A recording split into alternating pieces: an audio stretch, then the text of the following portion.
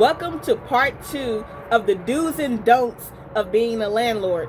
Now, in case you missed part 1 of this video, I'm going to drop the link down in the description below so you can check it out and get that valuable information to become an effective landlord. Now, moving on to part 2 of this video. Now, we're going to talk about the don'ts. The first part, we talked about the do's. Now we're going to focus on the don'ts of being a landlord.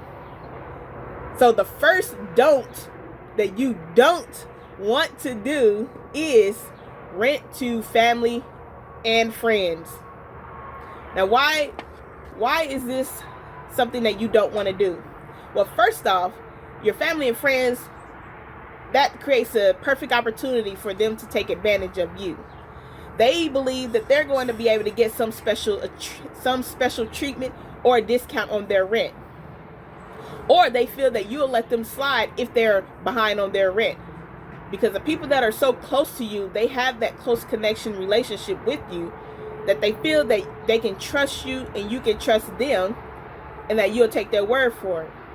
And eventually, when you start to rent to family and friends and they start to take advantage of you, it can lead to a lot of headaches and it can lead to lost relationships that sometimes can't get fixed. And when you rent to family and friends, it will cost you more money in the long run. For example, let's say that you rented to a friend and your friend was making, say, $80,000 a year. And your monthly rent that you were charging them was, let's say, $1,500 a month for a nice, beautiful single family home. Let's say they end up losing their job. They had a huge pay cut to where they were only making $50,000 a year. It's going to be a little bit difficult for them to pay $1,500 a month when they were making $80,000 a year. Now they're making $50,000 a year. And let's say they can only afford, let's say, about $1,000 a month. So now they're going to start getting behind. And they're going to think, well, my friend is renting this house to me. Maybe she'll cut me a deal and reduce my rent, or she'll let me slide in making up my rent on future months. And the more they do that and the more you allow that to happen, the more they'll take advantage of you. And eventually it'll get to the point to where they're not going to be able to pay any of the rent. And that's going to be more money that you have to come out of pocket with, because if you have a mortgage on that property, you're going to have to cover that mortgage until they can get caught up to pay you back. And eventually you're going to have to evict them. And sometimes our emotions get all involved with, how we treat our friends and family. Like, oh, I don't want to put her out because she's going to be homeless.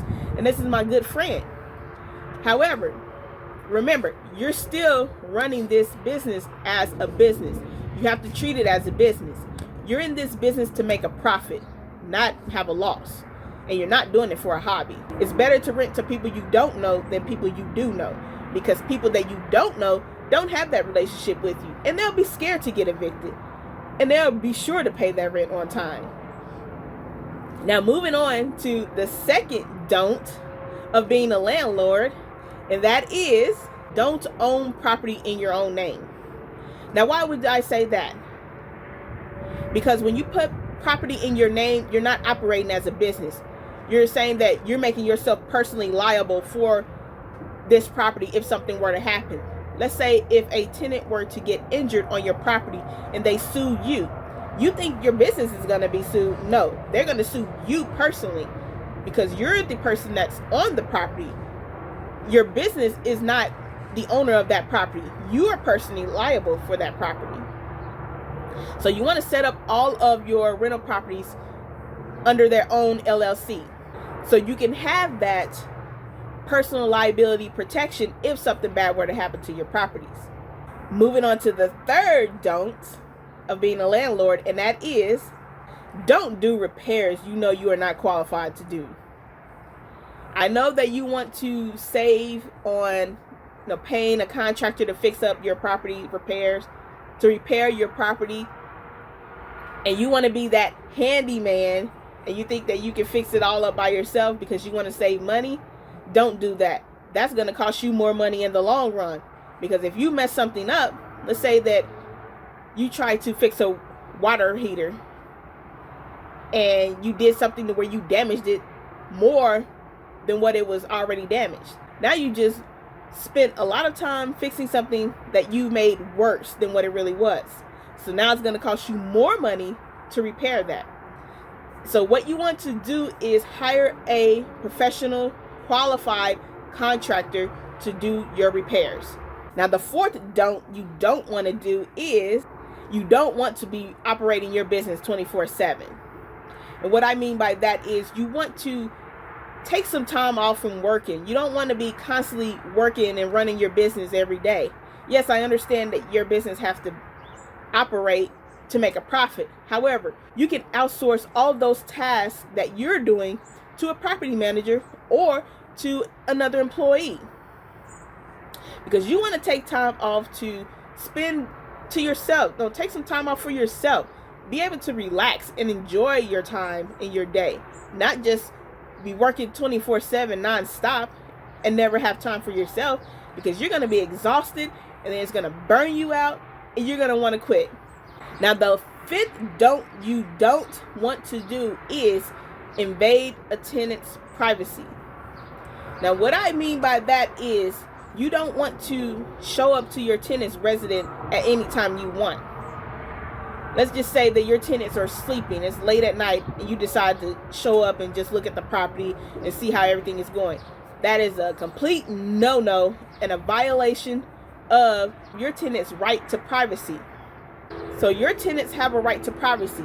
Even though you may own the property, yes, you may own the property, however, you have someone that's currently occupying the property while you're owning that. So you have to give them their privacy. It's going to be a little creepy for you to just show up anytime you want. Now, the only times that you would be able to visit your property is if you have any repairs that you have to do, or if you gave the tenant notice, sufficient notice, at least 24 hours notice, that you were going to be visiting the property. But you have to have a legitimate reason to visit the property. You can't just make up a reason and it not be accurate, because you could get sued over that too. I've heard a lot of lawsuit cases where tenants are suing their landlords because their landlords just showing up for no reason, and they make up a false reason why they're showing up just to stalk them, and it's a little creepy. So don't do that. Now, what happens if you do these don'ts? Well, it's going to lead to lots of lawsuits, and you are going to be financially responsible for whatever happens in case something does happen. So don't do that.